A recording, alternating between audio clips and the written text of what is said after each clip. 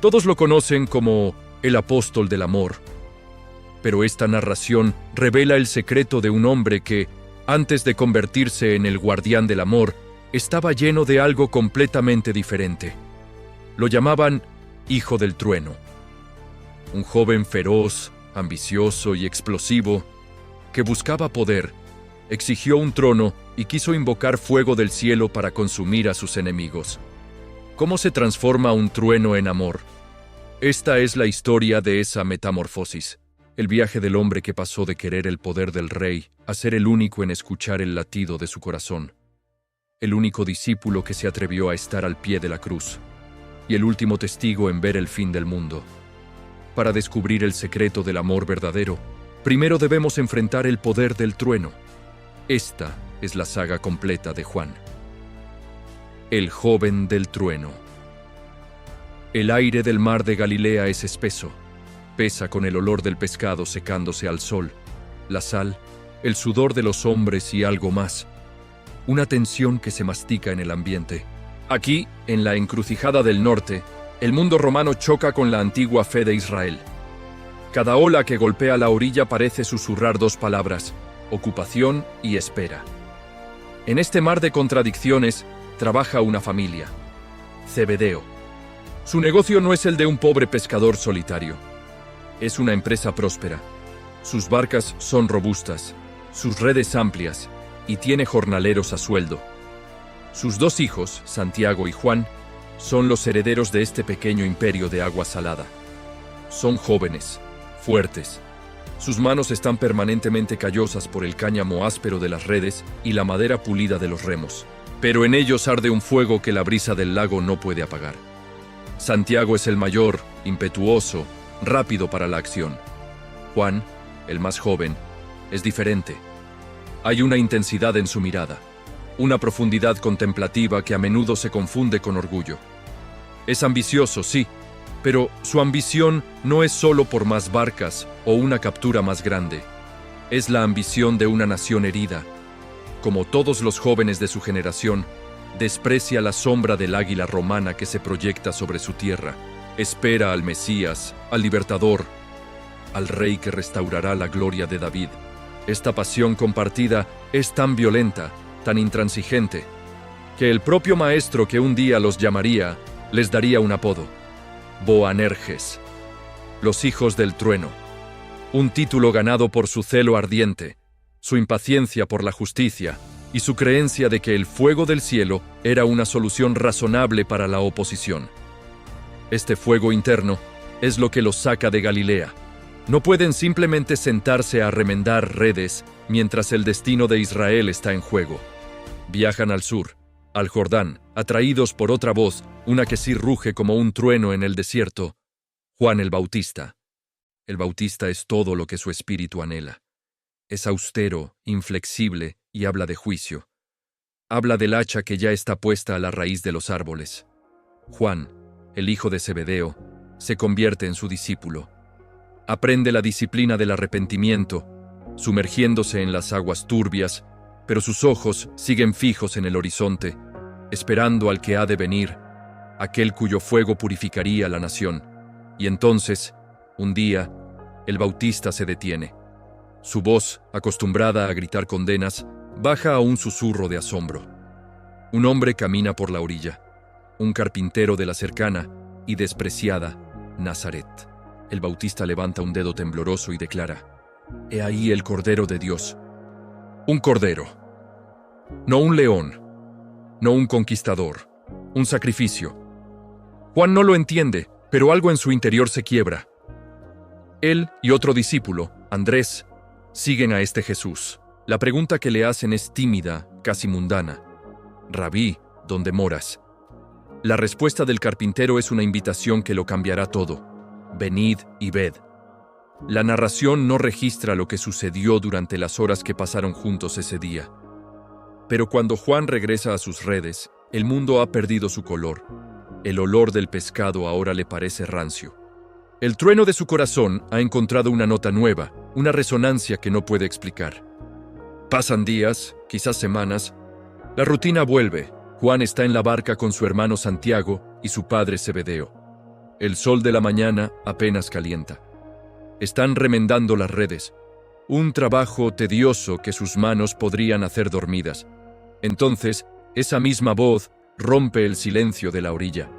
Jesús de Nazaret está allí. Ya ha llamado a Simón y a Andrés, que caminan detrás de él. Ahora sus ojos se fijan en la barca de Zebedeo. No hay un largo sermón. No hay promesas de gloria, ni de tronos, ni de expulsar a Roma. Solo 2 palabras dirigidas a los hijos del trueno. Seguidme. Es un mandato que resuena más fuerte que cualquier tormenta. En ese instante, la ambición de Juan se reenfoca. El imperio de su padre, la seguridad de su oficio, la tradición familiar, todo se vuelve polvo. Deja caer la red. No mira a su padre. No se despide de los jornaleros. Él y Santiago bajan de la barca y pisan la arena. Es una decisión irracional, instantánea, total. El hombre que soñaba con hacer llover fuego del cielo ha comenzado a seguir al hombre que es la encarnación del amor. Aún no lo sabe, pero su viaje no será para conquistar el mundo, sino para entender el corazón de su creador. ¿Qué puede ver un joven ambicioso y de carácter explosivo en un carpintero errante que lo convenza de abandonarlo todo en un solo instante? Todo. Acababa de ver todo. La paradoja del círculo íntimo. Seguir a Jesús era un estudio de contradicciones. Juan, junto con su hermano Santiago y el tempestuoso Simón Pedro, fue rápidamente absorbido por un círculo de confianza que los separaba de los demás. No fue un nombramiento formal, sino una selección silenciosa, cuando el velo entre el cielo y la tierra estaba a punto de rasgarse. La mirada del maestro buscaba a esos 3. Se convirtieron en los testigos. Juan sintió por primera vez esta exclusividad en la atmósfera asfixiante de la casa de Jairo. El lamento de las plañideras llenaba el aire, un sonido profesional, vacío. La niña de 12 años estaba muerta. La multitud se burló de Jesús, pero Jesús los echó a todos, excepto a los padres y a ellos 3. Pedro, Santiago y Juan. Entraron en la quietud de la muerte. Juan observó, su naturaleza contemplativa absorbiendo cada detalle. Vio al rabí tomar la mano pálida y flácida de la niña. Oyó la orden, Talita Cumi, y vio la vida inundar las mejillas de la niña. Vio a la muerte retroceder ante una simple palabra. Para un joven que esperaba un Mesías que conquistara legiones, esto era la confirmación. Un hombre que ordena a la muerte puede sin duda ordenar a Roma. El privilegio de presenciarlo se sintió como un ungüento, una señal de su propia importancia en el drama venidero. Esa sensación se magnificó en la cima de la montaña. De nuevo, solo ellos 3. Agotados, se durmieron mientras Jesús oraba. Fueron despertados, no por un sonido, sino por una luz que parecía tener peso. Juan abrió los ojos a un terror sagrado. El hombre con el que había comido pan y pescado estaba transfigurado. Su rostro brillaba como el sol, sus ropas eran de un blanco imposible. Y allí, hablando con él, estaban las 2 columnas de la fe de Israel, Moisés y Elías. Juan, el hijo del trueno, estaba mirando al mismo profeta que había invocado fuego del cielo. La visión era una validación de todo lo que había creído. Esta era la gloria, este era el poder. Y entonces, la nube. La gloria Shekinah que habitó en el templo, la misma presencia de Dios, los envolvió. Y la voz retumbó. Este es mi Hijo amado, a él oíd. Descendieron de esa montaña en un silencio aturdido. Juan ahora estaba seguro. Había sido testigo de la cumbre del poder. La lógica, por lo tanto, era simple. Ahora era el momento de usar ese poder. La prueba llegó casi de inmediato. Al pasar por Samaria, un pueblo que despreciaban, les negaron hospitalidad. La ofensa fue flagrante. Para Juan, esto no era un simple insulto. Era un acto de rebelión contra el rey glorificado que él acababa de ver en la montaña. Su reacción, compartida con su hermano, no fue solo ira. Fue un cálculo lógico. «Señor», preguntaron con total seriedad, «¿quieres que mandemos que descienda fuego del cielo, como hizo Elías, y los consuma?» Era una pregunta genuina. Acababan de estar con Elías. ¿Para qué más era ese poder sino para eliminar a los que se oponían al reino? La respuesta de Jesús los sacudió. Fue una reprensión aguda, cortante. Vosotros no sabéis de qué espíritu sois. Juan quedó desconcertado. La confusión comenzó a asentarse. ¿Cómo que no? Había visto la gloria, había oído la voz de Dios, pero se le prohibía usar el poder. ¿Para qué era entonces esta cercanía? ¿Para qué servía estar en el círculo íntimo si no era para ejercer la autoridad del reino? Si el poder no era para destruir, concluyó en su ambición, entonces debía ser para gobernar. A medida que se acercaban a Jerusalén, la tensión era palpable. El reino estaba cerca. Actuando con su hermano, se adelantaron. Fue una jugada política, calculada. «Maestro», pidieron, «concédenos que en tu gloria nos sentemos el uno a tu derecha y el otro a tu izquierda». La petición de los puestos más altos del poder. La reacción de los otros 10 fue de furia. Vieron la ambición desnuda, pero para Juan era solo el siguiente paso lógico. Si él era el testigo de la gloria, ¿no debería ser él quien la administrara? Jesús los miró. Su voz no era de ira, sino de una tristeza infinita. ¿Podéis beber de la copa que yo bebo? Juan, junto a su hermano, respondió con la confianza ciega de un hombre que no entiende nada. Podemos. No tenía idea de lo que estaba prometiendo. No sabía que la copa era de agonía, ni que el trono que buscaba sería una cruz. Estaba más cerca del poder que nadie, pero su corazón aún no entendía la naturaleza de ese poder y el precio que realmente exigía. Lecciones de un nuevo amor. La humillación pública por la petición del trono fue un golpe severo al orgullo de Juan. La tensión entre los 12 era palpable. Juan, que se había considerado parte de un triunvirato de élite, era ahora, junto con su hermano, objeto del desprecio y la envidia de sus compañeros.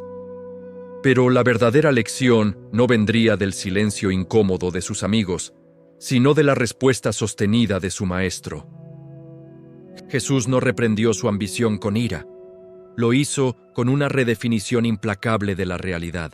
Comenzó a hablar de una manera que invertía todo lo que Juan valoraba. Los reyes de las naciones se enseñorean de ellas, dijo Jesús, mirándolos directamente. Pero entre vosotros no será así. El que quiera hacerse grande entre vosotros será vuestro servidor. Servidor. La palabra era un insulto. Un servidor era un esclavo. Un servidor lavaba los pies sucios de los invitados. Un servidor no se sentaba en un trono, yacía en el suelo. Juan escuchaba, pero no podía comprender. ¿Cómo podía un reino establecerse sobre la debilidad? ¿Cómo podía la gloria ganarse a través de la servidumbre? El hijo del trueno buscaba un rey que conquistara el mundo, pero estaba descubriendo a un rey que prefería lavar los pies de sus siervos. Juan, siendo de naturaleza contemplativa, comenzó a observar. Dejó de buscar momentos de poder espectacular y comenzó a notar el poder silencioso que Jesús manifestaba a diario. Vio cómo el maestro, que podía calmar una tormenta, se detenía en medio de una multitud frenética para honrar a una mujer marginada que había sangrado durante 12 años. Vio cómo sus manos, que habían sido glorificadas en la montaña, tocaban la piel leprosa, un acto que lo hacía ritualmente impuro a los ojos de todos. Pero fue un incidente en particular el que comenzó a desmantelar la fortaleza del orgullo de Juan. Jesús estaba enseñando cuando la multitud, ansiosa por milagros, comenzó a empujar. Un grupo de padres intentaba abrirse paso, trayendo a sus hijos pequeños solo para que Jesús los tocara, para que les diera una bendición. Los discípulos, actuando como la guardia de un rey, los reprendieron, los empujaron hacia atrás. ¿Cómo se atrevían a molestar al maestro con asuntos tan triviales? Jesús, al ver esto, se indignó. Su ira, esa misma ira que Juan admiraba y quería invocar sobre los samaritanos, se desató. Pero no contra Roma ni contra los fariseos, sino contra sus propios discípulos. «Dejad a los niños venir a mí y no se lo impidáis», ordenó, «porque de los tales es el reino de los cielos». Entonces, hizo algo que Juan nunca olvidaría. Tomó a los niños en sus brazos, puso sus manos sobre ellos y les dio su atención completa, indivisa. La gloria que había brillado en el monte ahora se inclinaba para acariciar la mejilla de un niño. Juan entendió. El reino que Jesús estaba construyendo no pertenecía a los fuertes, a los ambiciosos, a los hijos del trueno. Pertenecía a los vulnerables. La grandeza no era sobre poder, era sobre ternura. Esta revelación comenzó a cambiar la naturaleza de su relación. Juan seguía siendo ambicioso, pero su ambición comenzó a cambiar de objetivo. Ya no codiciaba el trono a la derecha de Jesús, simplemente anhelaba estar cerca de él. Los otros discípulos veían a Jesús como el Maestro, el Señor, el Mesías. Juan comenzó a verlo como el amigo.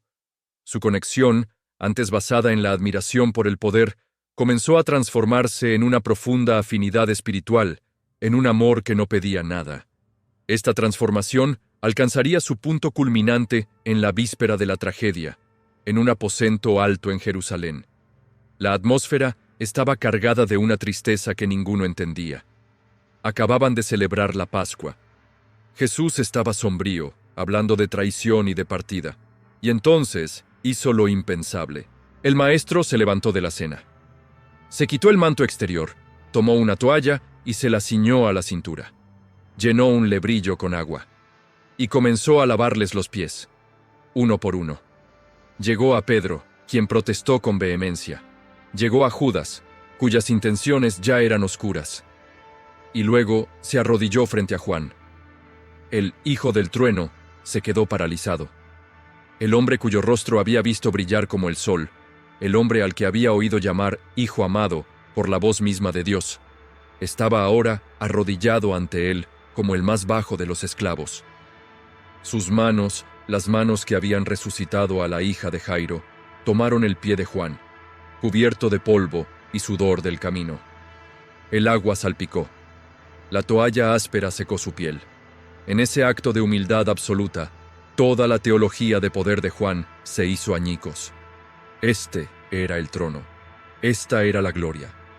El servicio no era un escalón hacia la grandeza. El servicio era la grandeza.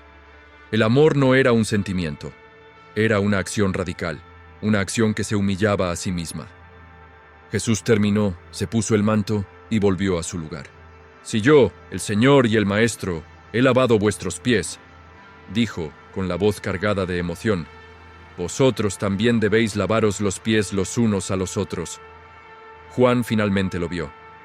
La ambición que lo había llevado a pedir fuego del cielo y un trono en el reino había sido incinerada, no por un juicio divino, sino por el agua en un lebrillo. El hijo del trueno buscaba un rey que conquistara el mundo, pero estaba descubriendo a un rey que acababa de conquistar su corazón, prefiriendo lavar sus pies. La última cena, intimidad y pavor.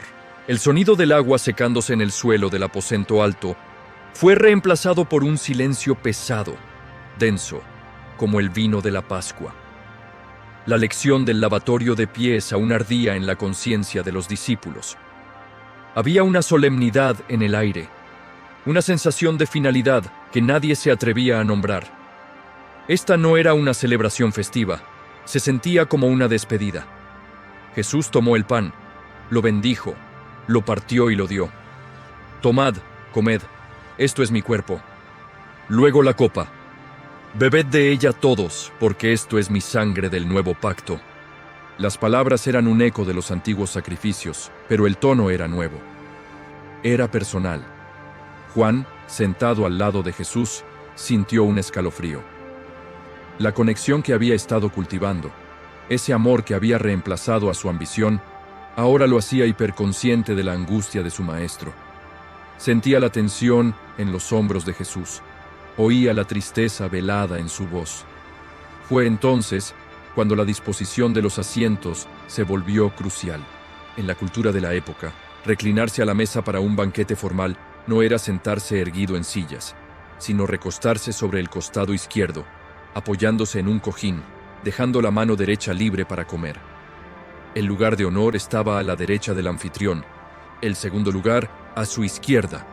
Juan estaba en el lugar a la izquierda de Jesús.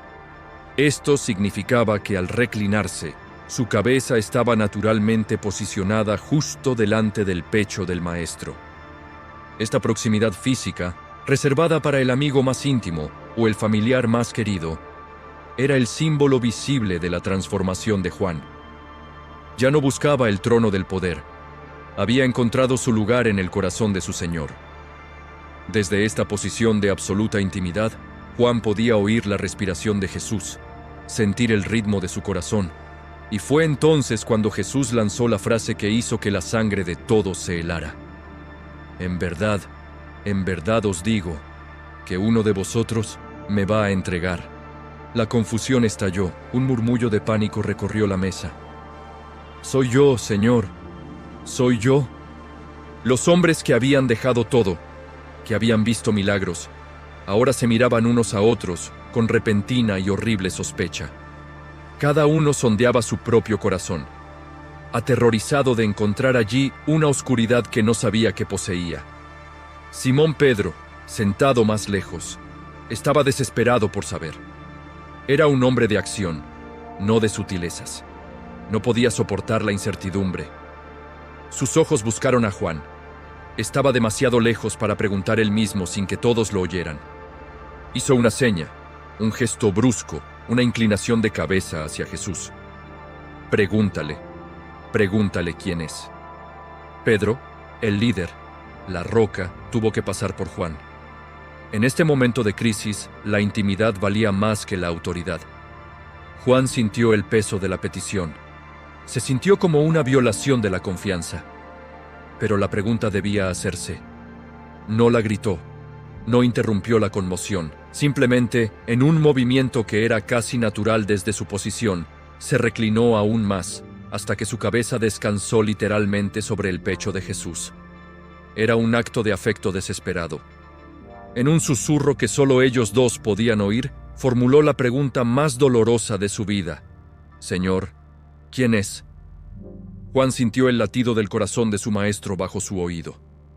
Pudo sentir el dolor sordo en el pecho de Jesús, un dolor que iba más allá de la traición. Era el dolor de un amor rechazado. Jesús no le respondió con un nombre, le respondió con una señal. «A quien yo diere el pan mojado, aquel es». Juan observó, inmóvil. Vio a Jesús tomar un pedazo de pan, mojarlo en el plato común y extendérselo, no a un enemigo, no a un extraño, sino a uno de ellos, a Judas Iscariote.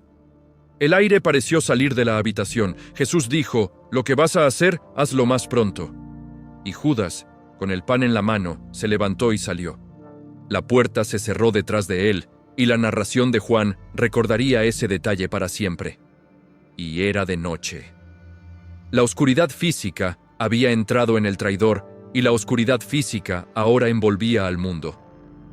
El resto de los discípulos no entendió la transacción. Pensaron que Judas iba a comprar provisiones o a dar algo a los pobres. Solo Jesús y Juan sabían la verdad. Juan, el hijo del trueno, el hombre que una vez quiso quemar un pueblo por un insulto, ahora se sentaba paralizado, poseedor del conocimiento más explosivo, y no hizo nada. Su antiguo yo habría gritado, habría desenfundado una espada, habría derribado la mesa. Pero el hombre que se había reclinado en el pecho de Jesús estaba atado por una tristeza y un amor que eran más profundos que la ira. El pavor se instaló. La cena había terminado. Salieron al huerto de Getsemaní, y la angustia del maestro se convirtió en una agonía visible. En el momento de mayor confianza, el discípulo amado había escuchado el latido de un corazón que sabía que estaba a punto de ser traicionado. Y esa traición era solo el comienzo de la oscuridad. El testigo junto a la cruz.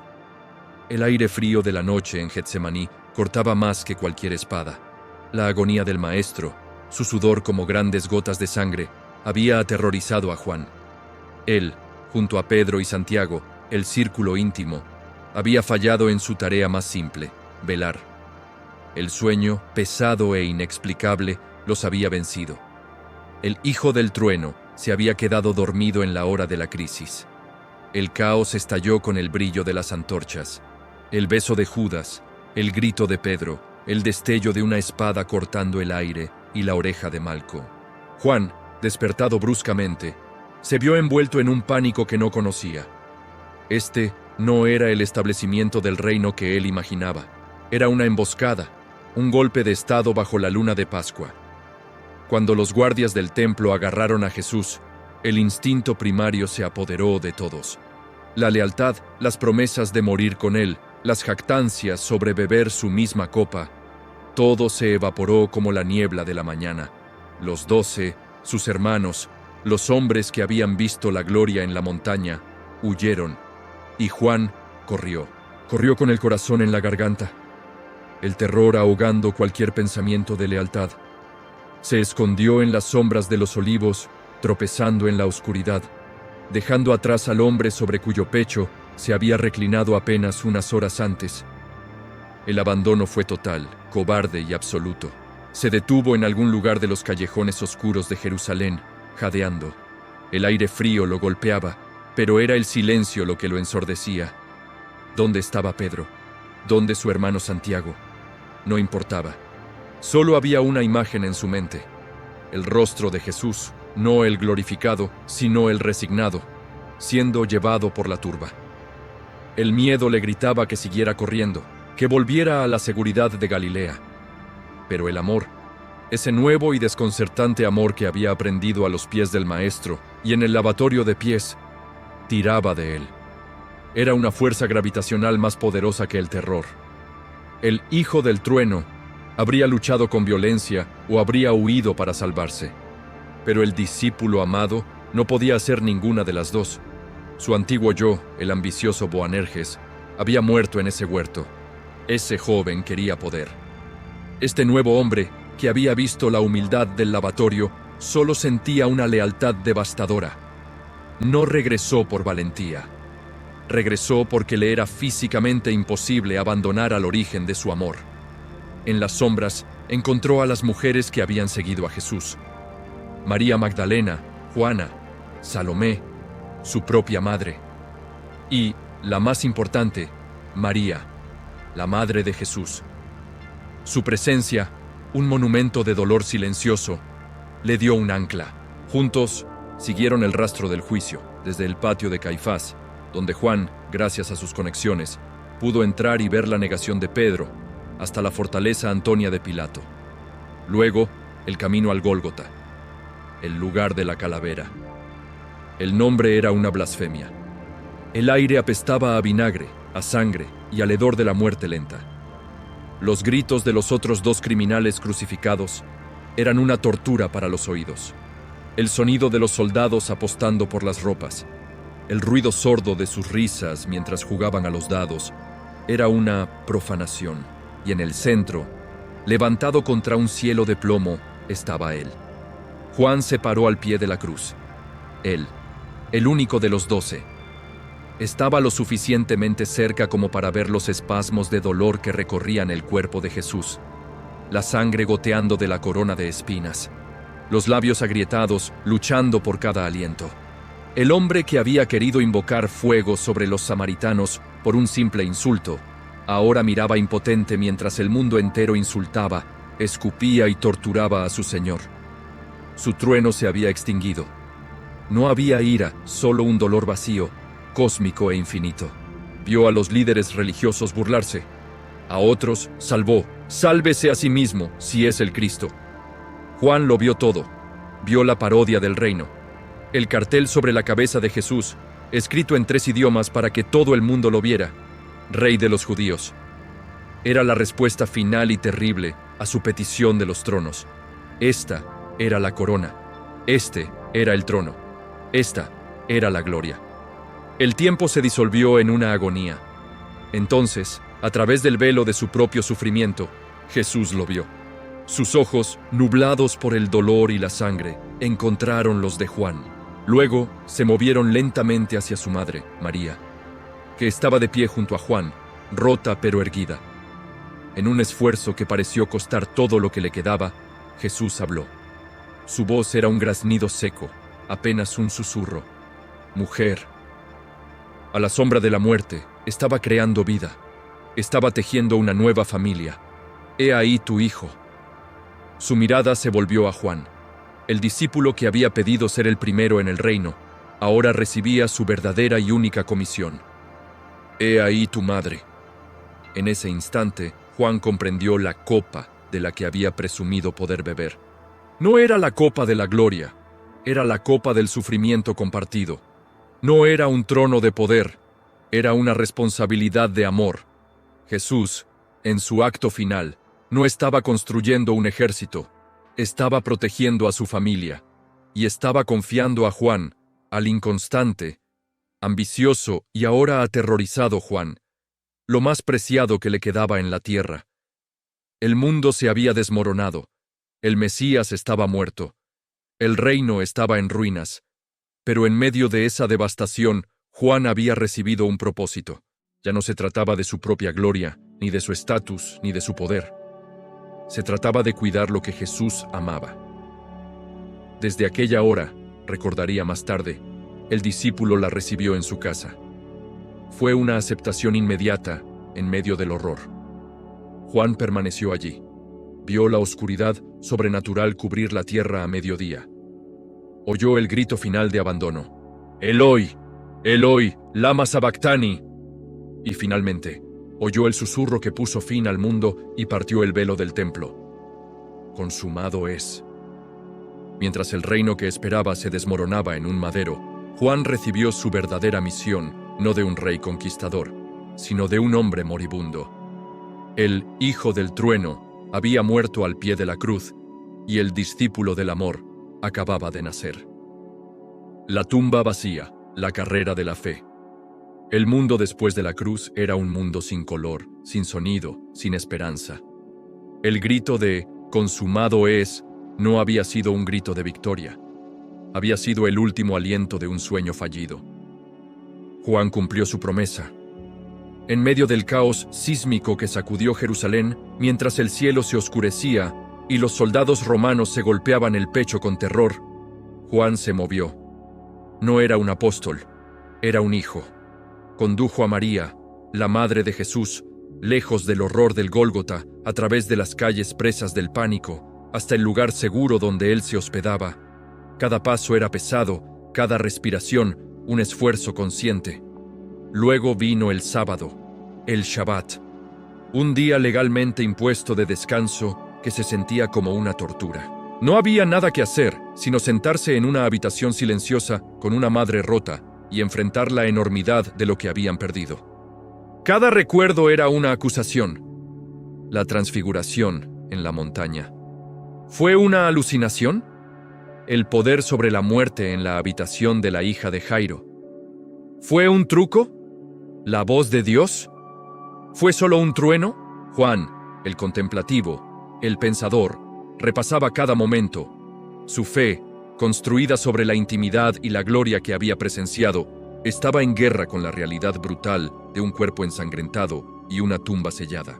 El hombre que había abandonado sus redes por un rey, ahora era el custodio de una viuda desconsolada. El truco cruel de la historia no tenía precedentes. Habían pasado 2 noches desde que lo vio morir. La mañana del primer día de la semana llegó, no con esperanza, sino con la tarea sombría del luto. Las mujeres, siguiendo la costumbre, planeaban ir a la tumba para ungir adecuadamente el cuerpo, un rito final que no habían podido realizar en la prisa del viernes. Pero antes de que pudieran organizarse, la puerta se abrió de golpe. Era María Magdalena. Estaba frenética, con los ojos desorbitados por el pánico y el dolor. No estaba llorando, estaba aterrorizada.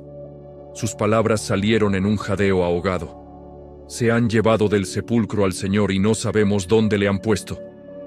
La noticia golpeó a Juan y a Pedro como un golpe físico. No era un mensaje de esperanza. Era la profanación final. La tumba había sido robada. Los enemigos de Jesús, no contentos con matarlo, ahora habían profanado su lugar de descanso, robando el cuerpo para evitar cualquier tipo de veneración. El letargo se rompió. La desesperación se convirtió en adrenalina.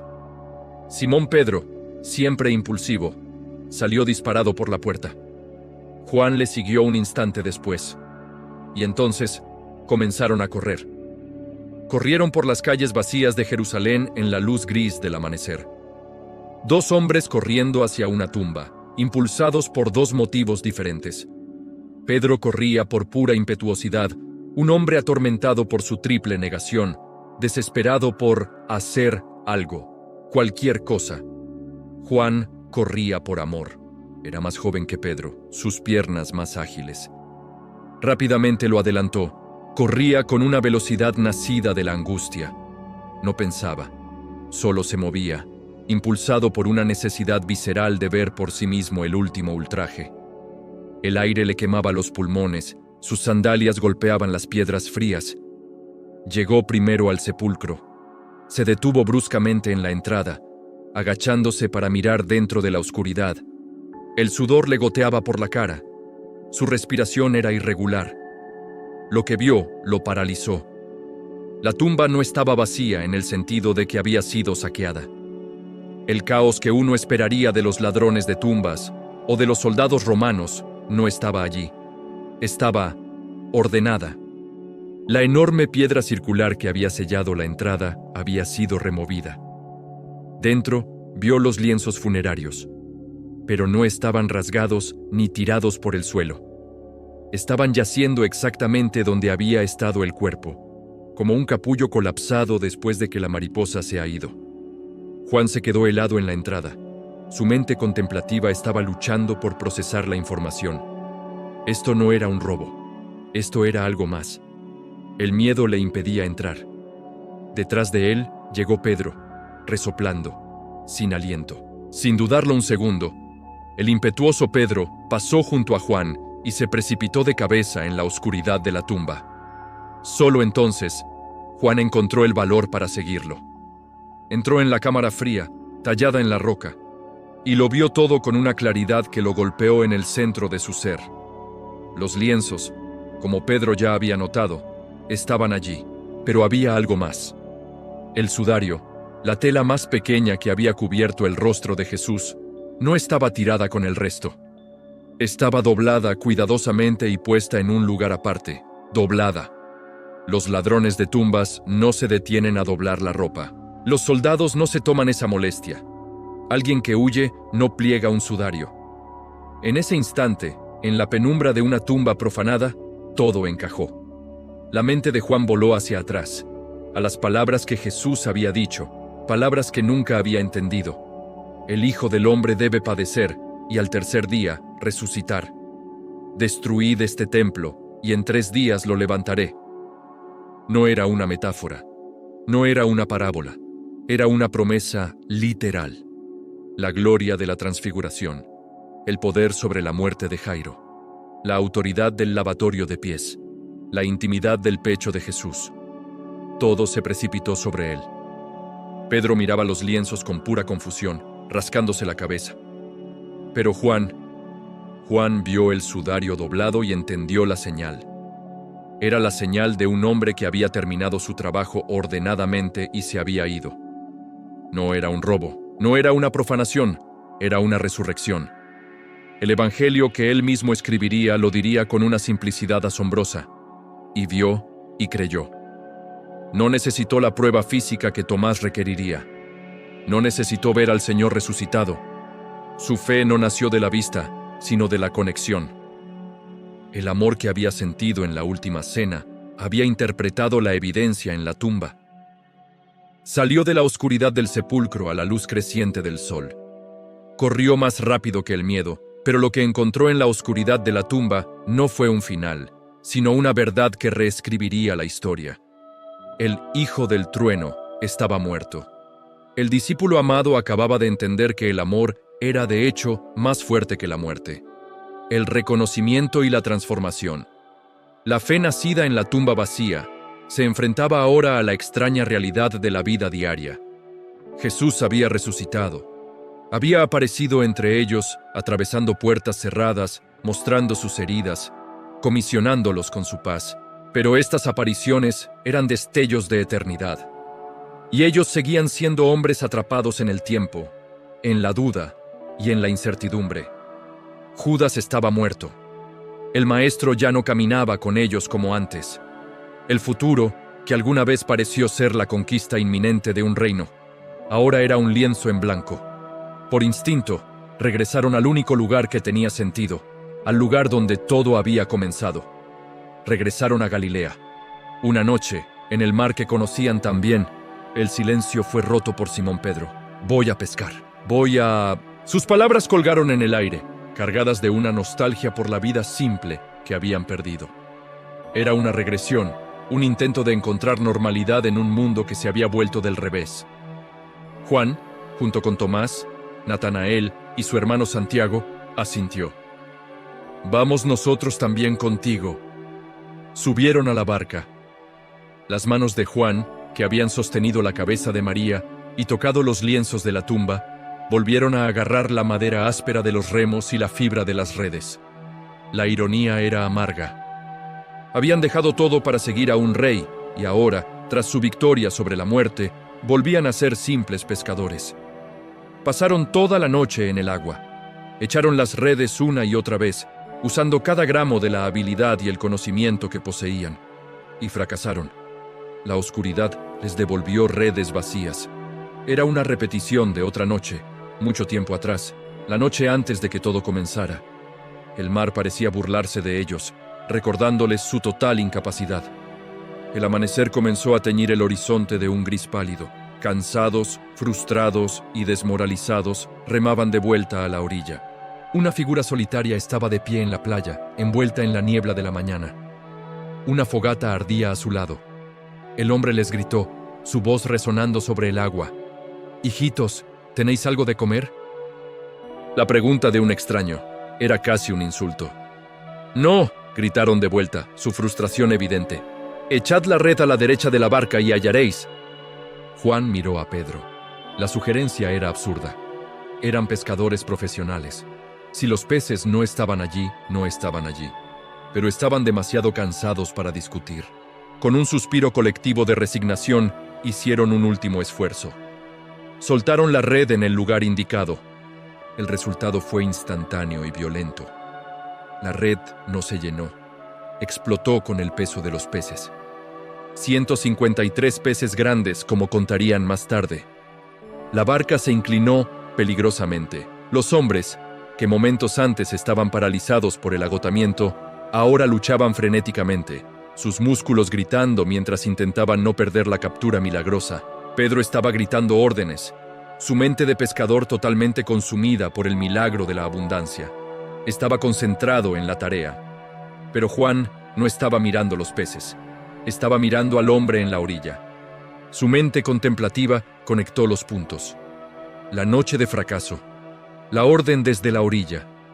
La captura que rompía las redes. Esto ya había sucedido. No era un extraño. No era un pescador rival que conocía un buen lugar. Era un patrón. Era su patrón. El amor reconoce lo que los ojos no pueden ver. Juan no necesitaba ver el rostro a través de la distancia. No necesitaba escuchar una voz familiar. Reconoció la firma del poder de Jesús. Un poder que no era llamativo ni glorioso, sino que se encontraba precisamente en el momento de la necesidad humana. Con el corazón latiéndole en el pecho, se volvió hacia Pedro, que seguía luchando con la red. Su voz era un susurro de absoluta certeza. «Es el Señor». La frase lo cambió todo. Pedro, al oírla, ni siquiera miró. La palabra de Juan era suficiente. En un acto de devoción pura e impetuosa, Pedro se ciñó la ropa y se arrojó al mar, nadando desesperadamente hacia la orilla. Juan, sin embargo, se quedó. Sonrió levemente. El hijo del trueno se habría lanzado con Pedro, compitiendo por ser el primero. Pero el hombre en el que se había convertido entendía que la devoción también significaba responsabilidad. Se quedó con la barca, con sus hermanos, y ayudó a arrastrar la pesada red, llena de la provisión del Señor, hasta la playa. Cuando llegaron, vieron el desayuno preparado. Pescado sobre las brasas, pan. El resucitado les estaba sirviendo, una vez más. Juan observó en silencio mientras Jesús tomaba a Pedro a un lado y lo restauraba, preguntándole 3 veces, ¿me amas? Vio el dolor en el rostro de Pedro, pero también vio la gracia que lo reconstruía. Entendió que el fracaso de Pedro, la negación, era tan necesario como su propia ambición, la petición del trono. Ambos habían sido consumidos por el fuego del verdadero amor. El hijo del trueno había desaparecido para siempre. El fuego que una vez quiso usar para destruir a los samaritanos, ahora ardía en su interior con un propósito diferente: revelar que la esencia misma del universo era el amor. Su celo ya no buscaría destruir, sino construir. La profunda comprensión que luego escribiría en sus cartas nació en esa playa. Amados, amémonos unos a otros, porque el amor es de Dios. El que no ama, no ha conocido a Dios, porque Dios es amor. El último testigo, la revelación del amor. Los años se convirtieron en décadas. El mundo que Juan había conocido se desvaneció en el polvo de la historia. Los ecos del mar de Galilea eran ahora un recuerdo lejano, una historia que contaba a sus nietos espirituales.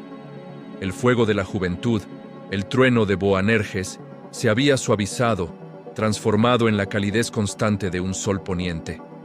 Pedro, la roca, había muerto en Roma, crucificado boca abajo según la tradición. Su hermano Santiago, el otro hijo del trueno, había sido el primero del círculo en morir, su sangre derramada por la espada de Herodes, décadas atrás en Jerusalén. Pablo, el apóstol de los gentiles, también había sido silenciado. Juan era el último. Ya no era el joven ambicioso que buscaba un trono, era el anciano de Éfeso, una de las ciudades más vibrantes y peligrosas del Imperio Romano. Se había convertido en el pastor principal de las iglesias de Asia Menor, un pilar viviente, la última conexión humana directa con el hombre, que era Dios. Su presencia era un ancla para una fe que ya estaba en su segunda y tercera generación. Su ministerio ahora no era de milagros espectaculares, sino de una repetición constante y urgente, frente a las nuevas filosofías que comenzaban a infiltrarse, ideas que negaban que Jesús hubiera venido en carne y hueso, ideas que separaban al Creador del Redentor. El mensaje de Juan se volvió ferozmente simple.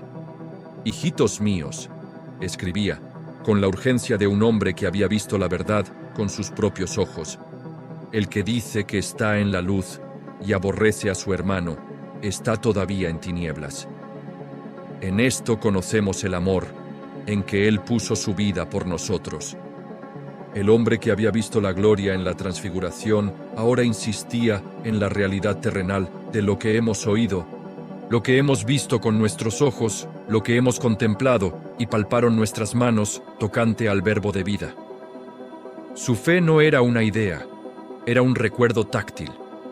Pero el Imperio Romano no tolera un amor tan singular. La lealtad a un Quirios, un señor, que no era César, era traición.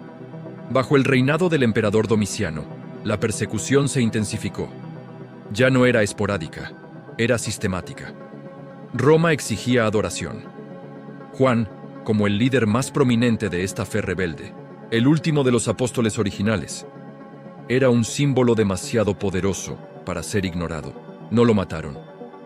Quizás su avanzada edad les hizo pensar que un martirio público solo crearía más creyentes. Le dieron un destino peor que la muerte: el exilio. Fue arrestado y enviado a la isla de Patmos. No era un refugio tranquilo.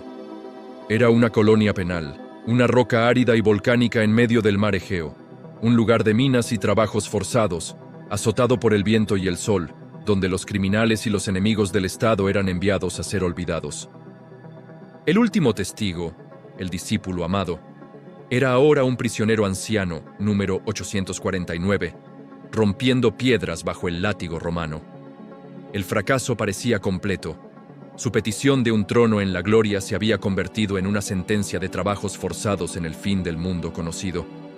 Sus compañeros estaban muertos. La iglesia estaba bajo ataque. Y él estaba solo. Pero un domingo, en el día del Señor, mientras el viento salado golpeaba su rostro curtido, la fina cortina que separa el mundo visible del invisible se rasgó por completo. No fue una visión suave, fue una invasión. Oyó detrás de sí una gran voz, como sonido de trompeta, una autoridad que hizo temblar la isla.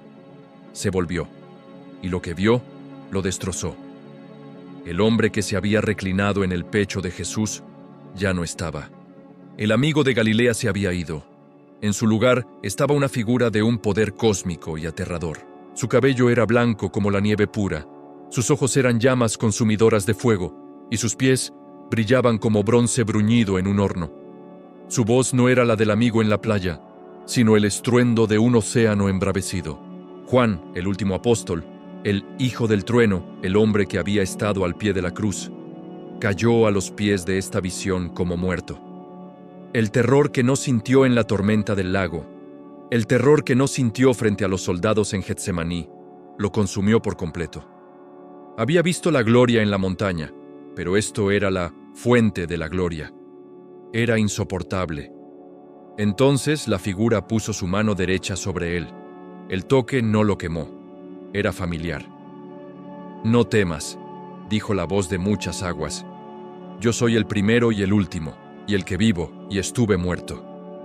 Mas he aquí que vivo por los siglos de los siglos, y tengo las llaves de la muerte y del Hades».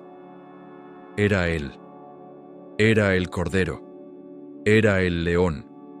Era el Rey. A Juan se le ordenó escribir.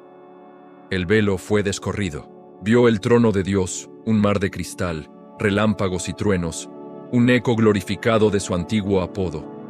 Vio la historia desplegarse, el conflicto cósmico entre el dragón y la iglesia, y en el centro de todo, vio un pergamino sellado, el destino del mundo.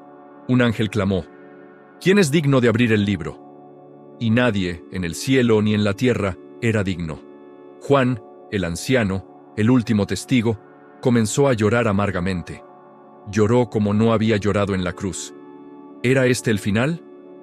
¿Que todo el sufrimiento, toda la fe, toda la sangre de sus hermanos había sido en vano porque nadie era digno de completar el plan de Dios? «No llores», le dijo un anciano. «He aquí que el león de la tribu de Judá ha vencido». Juan levantó la mirada, esperando ver un conquistador glorioso. Y lo que vio le rompió el corazón de nuevo, pero esta vez de pura adoración. En medio del trono no había un león, había un cordero en pie como inmolado. En ese instante, la vida entera de Juan encontró su significado final. El poder que gobierna el universo no era el poder del fuego del cielo que él había deseado.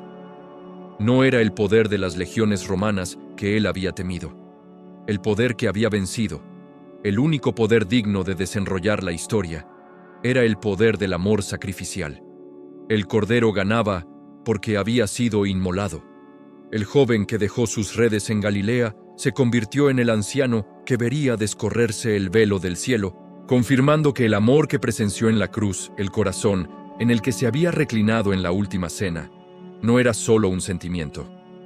Era, de hecho, el trono del universo. El testamento del anciano. El terror del emperador Domiciano terminó, como terminan todos los reinados del hombre, con la muerte. En el año 96 después de Cristo, el emperador fue asesinado, y el Senado romano, en un acto de condena, borró su memoria de los registros públicos. Con este cambio de vientos políticos, los exiliados fueron liberados. Desde la roca abrasada de Patmos, un barco zarpó, llevando de regreso al continente a un anciano frágil. Juan, el último testigo, regresaba. No regresaba a Jerusalén, que había sido destruida décadas antes. Regresaba a Éfeso, el centro de su ministerio, el corazón intelectual del mundo helenístico. Ya no era simplemente un apóstol, era una reliquia viviente. Era el anciano, la única persona viva sobre la faz de la tierra que podía decir: «Yo caminé con él, yo lo vi morir, yo lo vi resucitado». Pero el mundo al que regresó presentaba un nuevo tipo de peligro. La amenaza ya no eran los leones en el Coliseo o la cruz romana. Era la filosofía. Nuevas ideas, sutiles y venenosas, se infiltraban en la iglesia. Hombres como Cerinto, que habían crecido en el mismo caldo de cultivo intelectual de Éfeso, predicaban un evangelio diferente. Enseñaban que el Jesús, hombre, era separado del Cristo, espíritu. Que este espíritu divino descendió sobre Jesús en su bautismo, pero lo abandonó antes de la crucifixión, porque un ser divino no podía sufrir ni sangrar. Esta idea, este gnosticismo incipiente, enfureció a Juan. Era una afrenta personal, una negación de la verdad más fundamental que había experimentado. El hijo del trueno despertó. El fuego que había querido invocar sobre Samaria, el celo que lo había hecho pedir un trono, ahora regresaba con una pureza singular. Su pasión ya no era por el poder, era por la realidad de su Señor. Tomó la pluma, sus manos ancianas y manchadas de tinta temblando, no por la edad, sino por la convicción, y escribió sus cartas, sus epístolas, que resonarían a través de los siglos. Lo que era desde el principio, escribió, su voz tronando en el pergamino.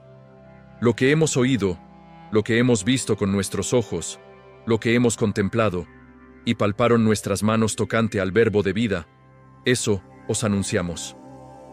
¿Quién es el mentiroso?, desafió. Sino el que niega que Jesús es el Cristo. Todo espíritu que confiesa que Jesucristo ha venido en carne es de Dios. Para Juan, esto no era teología abstracta, era testimonio.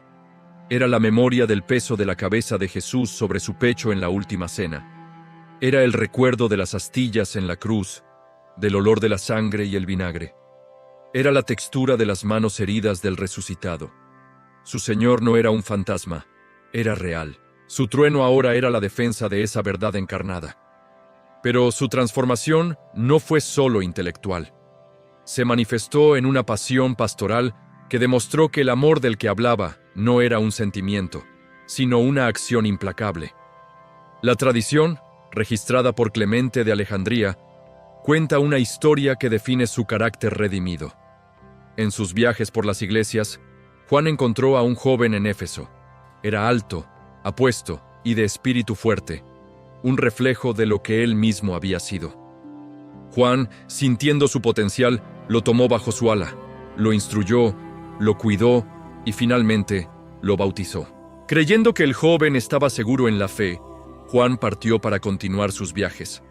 Pero el joven, abandonado a su suerte, cayó en malas compañías. Comenzó con pequeños vicios, luego con crímenes, y su naturaleza Boanerges, fuerte e intensa, lo llevó por el camino oscuro tan rápido como lo había llevado por el de la fe. Se convirtió en un ladrón, y finalmente, en el temido capitán de una banda de salteadores de caminos en las montañas cercanas. Cuando Juan regresó años después y preguntó por el joven, la iglesia local bajó la mirada. Le contaron la trágica historia. El hijo del trueno se encendió. No con ira contra el joven, sino con furia contra el fracaso de la comunidad y contra su propia ausencia. No pidió un escuadrón de soldados, pidió un caballo. El anciano, con sus cabellos blancos al viento, cabalgó solo hacia las montañas, hacia el corazón del territorio de los bandidos. Fue capturado de inmediato por los centinelas. «Llevadme ante vuestro capitán», ordenó. «Para esto he venido». Cuando el joven capitán, ataviado con sus armas, vio al anciano que lo había bautizado, la vergüenza lo venció. Dio media vuelta y echó a correr. Juan, olvidando su edad, espoleó al caballo tras él, gritando: «¿Por qué huyes de mí, hijo mío? ¿Por qué huyes de tu padre, un anciano desarmado? Ten piedad de mí, no temas, todavía tienes esperanza de vida, yo daré cuenta por ti a Cristo. Si es necesario, moriré por ti con gusto, como el Señor murió por nosotros». El bandido se detuvo, temblaba. Finalmente, arrojó sus armas y rompió a llorar. El anciano se acercó, lo abrazó y lo llevó de regreso, orando y ayunando con él, restaurándolo a la iglesia. El celo que una vez quiso hacer descender fuego, ahora se arriesgaba a morir para salvar a una sola alma perdida. Pasaron más años. La visión de Patmos se había asentado en su alma. La defensa del Evangelio estaba completa. Juan ya era una leyenda, tan anciano que sus piernas no podían sostenerlo. La tradición, relatada por San Jerónimo, cuenta sus últimos días.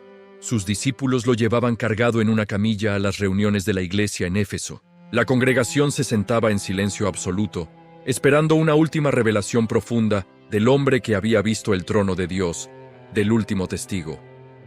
Juan, con el último aliento de su voz, levantaba la cabeza débilmente y decía siempre la misma frase: «Hijitos míos, amaos los unos a los otros». Semana tras semana, el mismo sermón. Finalmente, sus discípulos frustrados le preguntaron: «Maestro, ¿por qué dices siempre lo mismo?». El anciano respiró hondo y con la última chispa del trueno en sus ojos, respondió: «Porque es el mandamiento del Señor, y si solo esto se cumple, basta». El hombre que había visto el trono del universo y el fin de los tiempos, regresó a la tierra para dar su último aliento, destilando toda la complejidad del Apocalipsis y toda la gloria del cosmos en la única verdad que importaba, la verdad que había sentido en la cruz y aprendido en la tumba. El amor no es solo una palabra, es el fundamento de la realidad, y es suficiente. Así concluye la saga de Juan, el hijo del trueno, que, a través de la intimidad, el fracaso y una lealtad forjada en la cruz, se convirtió en el guardián del amor. Su vida es el testamento de que el verdadero poder no reside en el fuego que destruye, sino en el amor que soporta, el amor que vio gobernar el cosmos desde una roca de exilio y que destiló en su último aliento: «Hijitos, amaos los unos a otros». Si este viaje a través de la vida del último testigo ha resonado contigo, demuestra tu apoyo a La Saga Bíblica con un me gusta y comparte en los comentarios qué parte de la historia de Juan te impactó más. Suscríbete y activa la campana para no perderte ni un solo capítulo de este círculo, porque la llamada del Rey no solo alcanzó a los piadosos. Nuestro viaje continúa, pero nos alejamos de los pescadores de Galilea y nos adentramos en la sombra más oscura de la sociedad judía. El próximo capítulo explorará al hombre que todos odiaban, un traidor a su propia sangre, un paria social cuyo trabajo era financiar la opresión de Roma. ¿Qué puede ver un rey en el hombre más despreciado de Jericó? No te pierdas el siguiente capítulo de El Círculo del Rey, Mateo, el recaudador redimido.